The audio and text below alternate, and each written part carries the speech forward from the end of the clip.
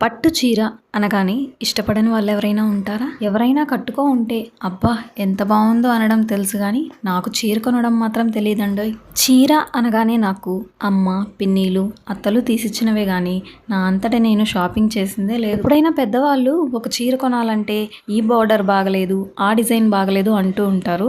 మరి నాకైతే అవన్నీ ఏమీ తెలీదు.